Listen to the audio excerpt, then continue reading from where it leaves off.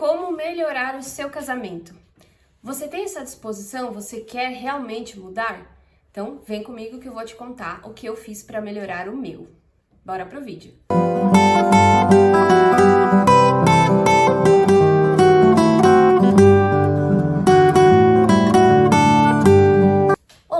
Olá, eu sou a Franciele Stefani e sou instrutora do método de ovulação Billings. E nesse canal eu falo, claro, sobre o método Billings, mas tudo que vem junto com ele. Melhora no relacionamento, abertura à vida, defesa da vida, alguns ensinamentos da Igreja Católica, né? Ou para quem é cristão, enfim, quem quer melhorar, né? Falo tudo sobre isso um pouquinho. E hoje eu quero te dar então aqui 5 caminhos, 5 passos ou 5 estratégias, enfim, 5 dicas aí de como você pode melhorar o seu relacionamento, o seu casamento, né? Então, como eu falo aqui sobre famílias, sobre as pessoas que querem, então, melhorar o seu sacramento, né? O seu casamento, eu vou falar para esses casais, então, que tem essa disposição de viverem juntos para sempre, né? Como a gente deu ali no altar, na frente do padre ou na frente do pastor, talvez, mas esse sim que a gente deu, nós queremos que esse sim seja de verdade. Bom, vamos lá. A primeira coisa, né? Parece até um pouquinho óbvia, né? Mas o óbvio às vezes precisa ser dito, não é? Eu preciso assumir e decidir mudar. Mas só que esse assumir e decidir mudar é eu assumir pra mim. Eu falo assim, eu vou mudar. Eu quero que o meu casamento melhore, eu quero que o meu relacionamento melhore. Então eu vou assumir pra mim. E aí, como eu disse que eu vou contar um pouquinho do que eu fiz no meu casamento para ir ao longo dos últimos anos melhorando muito mais, foi justamente isso. Todas as vezes que nós conversávamos, né, porque eu aprendi com meu marido a não brigar, porque ele realmente não briga, e eu aprendi a conter essa ímpeto que nós temos muitas vezes, né, de querer brigar, querer falar, nananã. Eu aprendi com ele essa questão, ou eu converso, ou eu vou ficar falando sozinha. E aí, todas as vezes que a gente conversava, eu sempre ia para uma conversa, ou iniciava uma conversa, cobrando dele mudanças.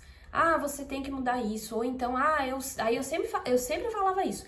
Eu sei que eu tenho que melhorar, eu sei que eu sou difícil, eu sei que eu sou chata, eu falo às vezes de uma forma, um tom de voz mandão, um tom... Mas enfim, eu tinha muito isso, falava, não, eu sei que eu tenho que mudar, mas você tem que mudar isso. Sempre, todas as vezes, você tem que mudar isso. E aí, o que acontecia? Nada. Nem eu mudava, nem ele mudava, e ficava naquela panela ali que não saía do lugar. E o que acontecia com isso? As coisas com o tempo vão se desgastando, não tem jeito. Por quê? Porque você não sabe, não consegue enxergar uma mudança, nem sua nem no outro.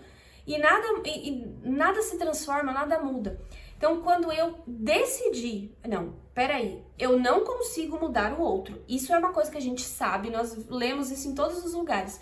Mas quando eu assumo isso e interiorizo isso, falava, não, eu realmente não consigo mudar o outro. Pelo menos não à força. Eu mudo o outro na maneira que eu mudo as minhas atitudes. Mas esse ímpeto de falar assim, não, eu vou assumir pra mim, eu vou mudar, eu vou pegar as coisas que eu tenho de mais difícil e vou, com a ajuda da graça de Deus, porque sozinho nós não conseguimos mesmo, mas eu vou me empenhar, eu vou fazer o esforço, eu vou melhorar, eu vou mudar. Então esse é o primeiro passo, então essa decisão. O segundo, que eu não sei se o primeiro é o mais difícil ou o segundo, mas os dois, né, estão ali, mas é amar e me doar para o outro, não importa o que ele faça ou não importa o que ele diga, porque nós temos muito disso. Ah, eu só vou fazer isso se ele fizer tal coisa, ou então eu faço uma vez, aí eu faço, sei lá, uma surpresa, ou falo alguma coisa diferente, ou falo uma coisa que eu não tô acostumada a falar, ou faço um carinho que eu não sou acostumada a fazer, e aí ele não retribuiu, aí pronto, eu fiz uma vez e aí eu desisto. Peraí, né? Você viveu aí, sei lá, 10 anos com a pessoa, ou você é sempre daquele mesmo jeito, e você espera que um dia, uma vez, uma semana de mudança sua, a pessoa mude também, ou a pessoa entenda que você mudou. Não, minha filha, rale, né? Ou maridos também, né? Porque a maioria das pessoas que me seguem são mulheres, mas vale para o marido também. O conselho é o mesmo, as dicas são as mesmas. Então, rale aí, minha filha. Decida. Por isso que eu falei, essa decisão, ela vem acompanhada desse segundo passo, que não importa o que ele fizer, eu vou fazer.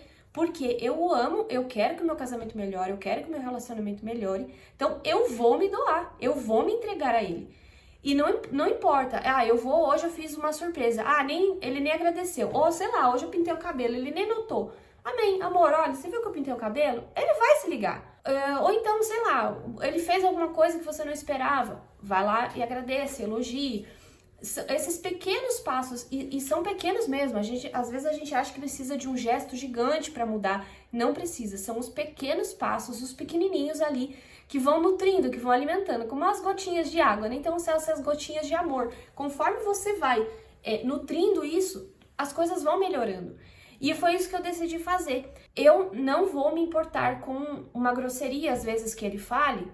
Por quê? Porque eu fui grossa tantos anos, a gente, né, depois do nosso casamento, eu sempre tive esse negócio de falar com grosseria, ou de falar, nem sempre, minha disposição interna era de ser grossa, mas a gente muitas vezes eu me escondia atrás disso, eu falo, é o meu tom de voz. Só que o que eu fazia? Eu queria ser grossa mesmo, aí depois eu falava, não, é só o jeito que eu falo, e não era.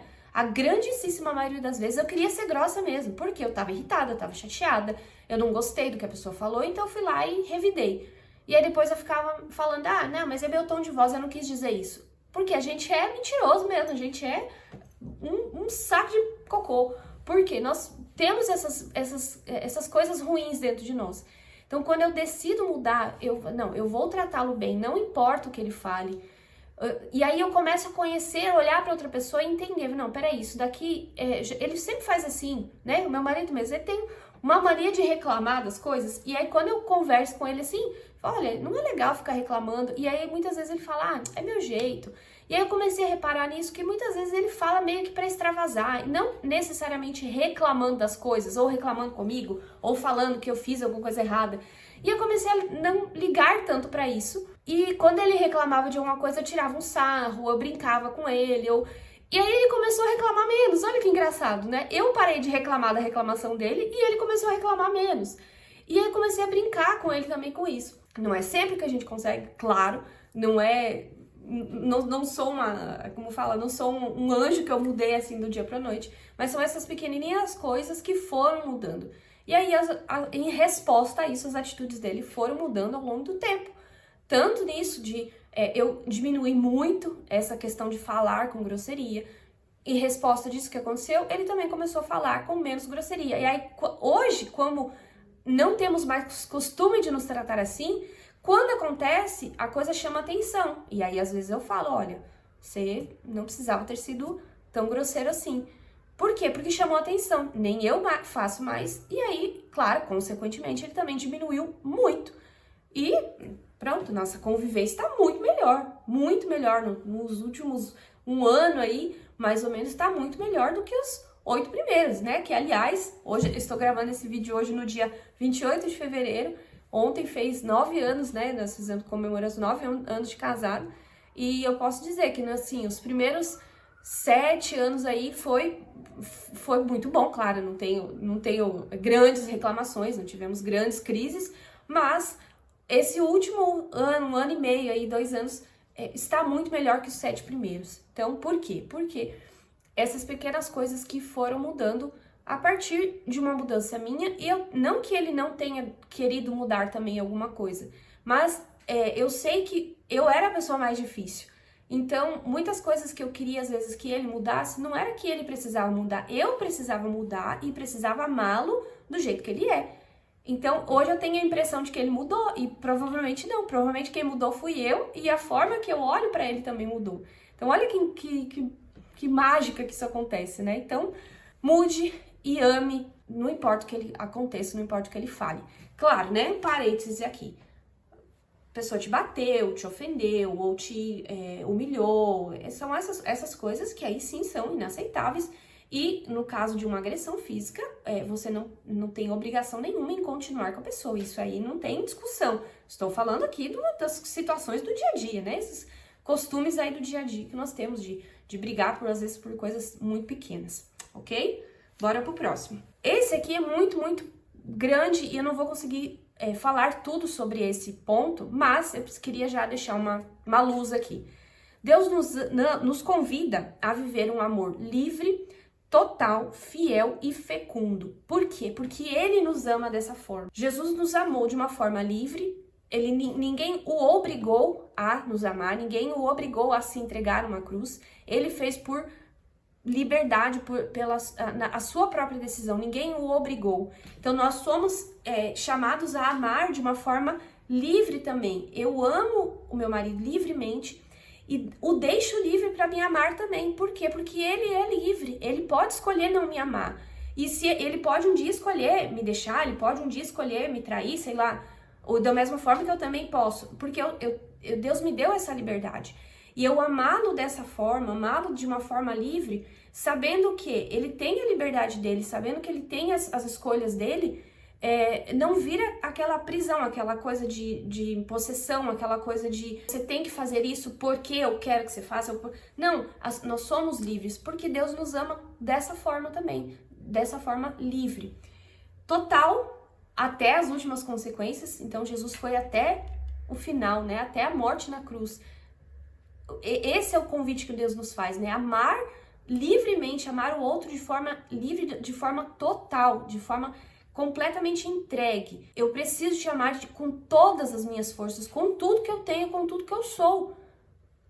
E então isso eu não posso me esquivar disso. Eu preciso amar totalmente. Eu vou falar um pouquinho mais desse totalmente já já. Fiel. Claro, porque Deus é fiel, né? Deus é, né? Deus é tudo que há de bom é de Deus. Então, Ele é fiel, Ele nos ama de forma incondicional, total, individual.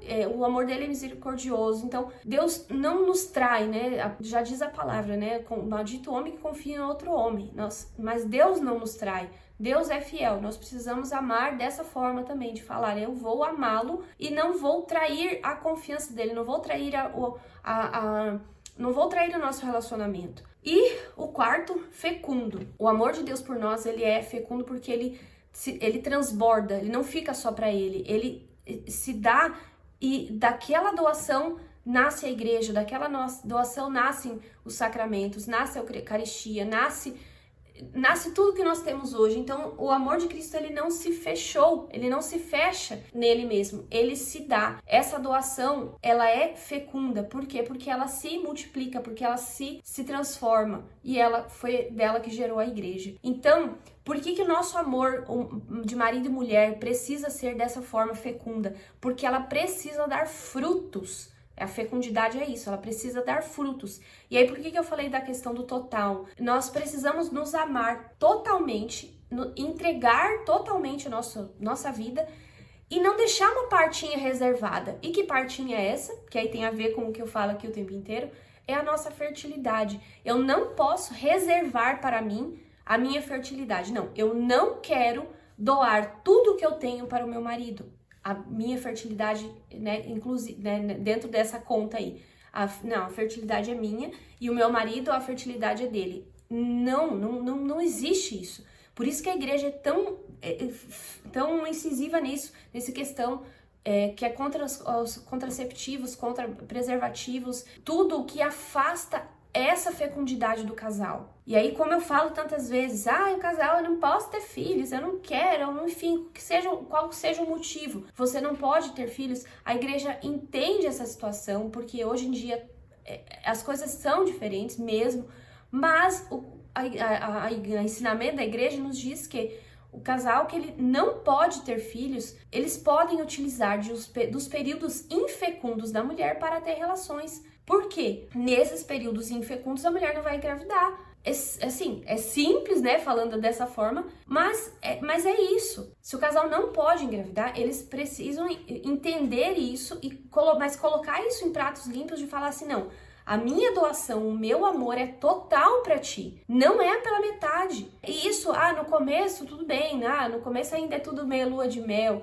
Mas depois de um tempo, essa situação vai cobrar um preço. Porque vai dar margem para infidelidades, vai dar margem para desconfianças, vai dar margem para tudo. Não há como fugir. Tanto de relacionamentos, de casamentos que terminam, que se separam, casais que se separam.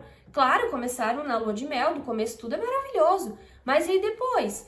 Quando a vida nos exige uma resposta. Tá, e aí? Vocês se casaram e vocês querem formar uma família e, claro, se eles não querem que isso cresça, que isso dê frutos, vai morrer. Uma árvore que não dá frutos, o que acontece? Ela é cortada e jogada fora. Então é isso que nós temos visto acontecer com muitos casais que se separam e depois, não sei porquê, não sei o que aconteceu, mas pega o histórico desse casal. A grandíssima maioria deles, essa parte do total, do fecundo, foi deixado de lado, achando que isso aí não tinha tanta importância. E isso já dá o gancho para o quarto ponto, que é melhorar a relação conjugal de vocês. Isso daí não tem como fugir. E isso tá tudo ligado com o terceiro ponto, porque uma relação sexual de um casal casado, né, principalmente se você for católico, você, se não sabe, fique sabendo que utilizar qualquer método contraceptivo para evitar os filhos ou antes ou durante o ato é pecado. Então Deus não se agrada com isso porque é contra a lei natural em primeiro lugar. E a cama é o altar do casal. Então a cama ela precisa ser ela precisa estar sem mácula, ela precisa estar ali pura. Por quê? O amor de Deus por nós é assim. Então é como se fosse o altar da Eucaristia ali, porque o casamento é um sacramento. Então, se eu vou para o altar, para o meu altar com o meu marido, não me fechando, não querendo entregar-me totalmente, isso cria uma brecha, isso abre portas para outras coisas acontecerem, para coisas externas aí acontecerem. É uma regra total absoluta? Não é. Mas você quer correr esse risco, né? Ou então, às vezes, se você está aqui é porque o seu casamento tem ali, talvez, alguma coisa que precise melhorar, ou não, né? Ou tá ruim, ou tá difícil, vocês já estão pensando em se separar, não sei.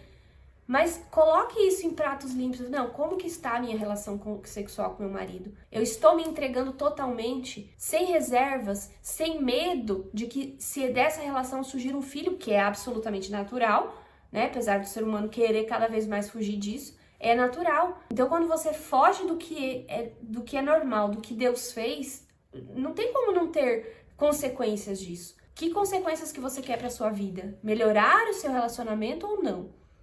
Então, a relação conjugal do casal precisa ter esse pensamento. Não, eu preciso me entregar totalmente. E aí vamos falar em um resumo básico dos contraceptivos.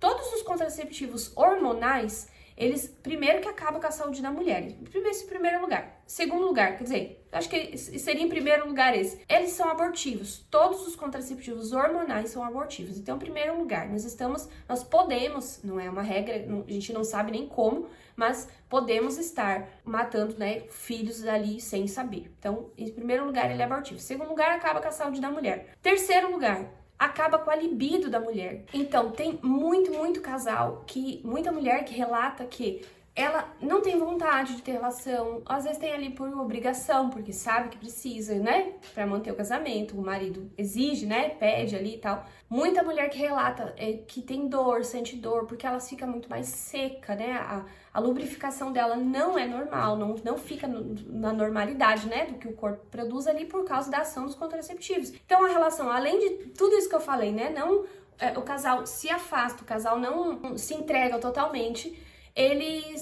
ainda é ruim para a mulher, ela não sente prazer direito, afinal, é péssimo. Então, já começa por aí. E fora o preservativo, que é a mesma coisa. Além de ele ser, né, se o casal não quer engravidar, por exemplo, a eficácia dele é tão baixa quanto, por exemplo, com o coito interrompido. Por quê? O casal que comete, principalmente casados, né, eles só vão colocar o preservativo na hora que o homem vai ejacular. Ou seja, é a mesma coisa que o coito interrompido. Então, Não adianta, isso é ruim pro casal, é como chupar uma bala com papel, né? Mas para um casal, isso é péssimo, é claro que é, porque está separando os dois. Então, eu me entrego para você, mas eu não me entrego totalmente, eu não quero lhe dar essa parte, né? Então, é péssimo. Então, a relação conjugal do casal precisa ser completa, precisa ter essa doação total. E aí, claro, né, agora eu vou aproveitar aqui o momento para falar que você pode viver livre dos contraceptivos, né? Aprenda o método natural. Tem outros por aí, mas o que eu ensino, que é o método Billings, você aprende a identificar o seu período fértil. E aí vocês evitam relação nesses dias de período fértil. Por quê? Uma relação, por exemplo, com camisinha, no dia mais alto de fertilidade da mulher, no dia do ápice ali, no dia mais pertinho da ovulação, ela tem mais chances de engravidar do que quando o casal vive as regras. Por quê? Porque eles vão evitar a relação nos dias de fertilidade se eles não podem engravidar. E aí não adianta depois falar, aí porque a gente tem muitos relatos assim, o casal vive o método ali, ou diz que vive, né?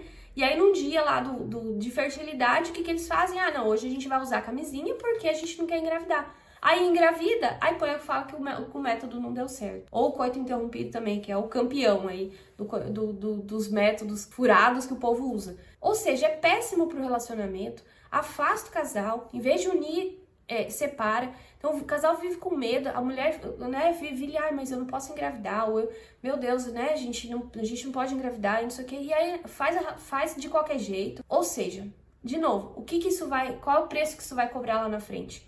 Não tem como fugir. É igual a história da pessoa que fuma a vida inteira, chega lá no final da vida com câncer ou alguma coisa, por quê? Mas sabe que foi a consequência da vida inteira. Ou uma própria mulher que usa pílula aí por muitos anos, como é o meu caso, depois quer engravidar, é cada vez mais difícil. Tá chegando depois da idade fértil, já tá acabando, quer engravidar e não consegue. Então, todas as nossas ações, elas têm consequências. Então, eu vou saber lidar com essas consequências depois, né? Então, são, claro, decisões, escolhas, cada um escolhe o que quer, nós somos livres para isso. Mas estou aqui para te orientar de que você tem opção. Se não tivesse, a gente não sei o que seria de nós, mas nós temos opção, ok? E o quinto e último, que é o que sustenta todos os outros, não tem jeito, é a oração. Para nós termos força, para nós saber o que fazer, para eu saber o que eu preciso mudar, de que forma que eu preciso agir, eu preciso orar, não tem jeito. A oração, ela tem que me fazer enxergar isso, eu tenho que ter esse relacionamento com Deus e ir colocando ali para Deus o que eu preciso mudar. É isso, eu vou me dedicar então a mudar isso. E todos os dias pedir. No começo é difícil, muito, porque parece que a gente não vê nada de mudança, mas é igual um regime.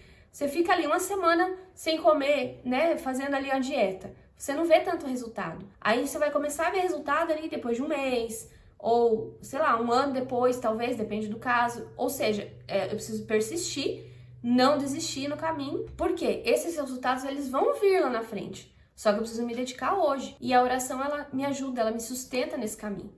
Eu vou mudando, eu vou caminhando e vou crescendo na graça e confiando na graça de Deus.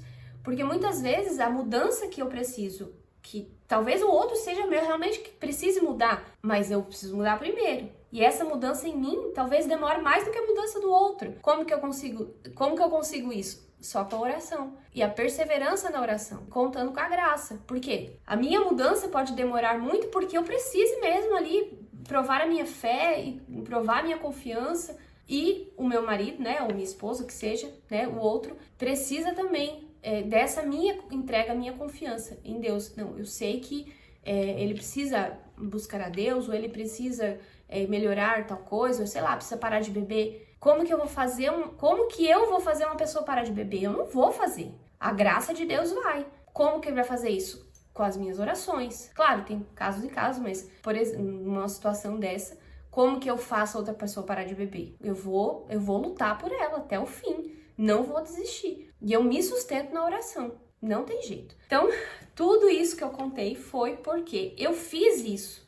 Fiz não, né? Eu estou fazendo. Que nós não terminamos a nossa transformação, né? Nós só até o último segundo de vida nosso na Terra, nós estamos mudando. Então, eu preciso decidir viver até o último minuto de entrega para o meu marido, para a minha família, até que a morte nos separe. Vivemos nesse caminho e eu não posso desistir, não posso chegar no momento e falar assim, agora está tudo pronto. Não, isso é constante, isso é diário. Então, eu estou em transformação, mas queria trazer essa mensagem para vocês. Inclusive, hoje, o evangelho de hoje é no Evangelho de São Marcos, capítulo 10, versículo de 1 a 12, né? Já olha aí, que falando justamente disso, né? Que os fariseus perguntam para Jesus como que se era permitido dar a carta de divórcio. E Jesus responde, né, que Moisés disse que podia por causa da dureza de vossos corações, mas no princípio não era assim.